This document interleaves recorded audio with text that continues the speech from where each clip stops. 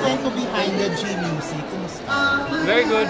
We just launched our music, independent music label, and our first single is coming out soon. You're back to try to venture in the business.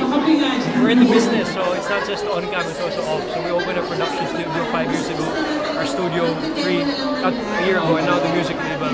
So we're in the advocacy of artists being also business savvy, not just in front or in front of the mic, but also kumbaga alam nila ano nangyayari din sa likod. Transparency and collaboration is very important. Okay. But I have a question lang about this.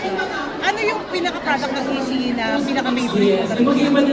Nothing specifically, but I'm just here to be the guest of honor and to represent a local brand. You know, we should support local. Very important. Itong mga local brands serving other local businesses is very important. So sana masuportahan natin ang local economy para lalaki yung mga local businesses. And you're using this in your business, right? Not yet. This is the first time I'm here seeing this brand, so I'd like to explore the brand more and what they're doing and hopefully use it for my other businesses. Okay, but I just came from Harvard, na ba ako? A few months ago. Kamusta pag-aaral mo doon? Very nice. It's my second course at Harvard. Very nice and enlightening, no? And it's good to share to my company and my employees also. What is your course there? My first one is negotiation. My second one is creating brand value. Why did you decide na mag-aaral dito? Education is important. Important the education and always to explore and expand your what you know and learn more and share it with your people. Birthday kasi ni Sarah, how do you celebrate your birthday?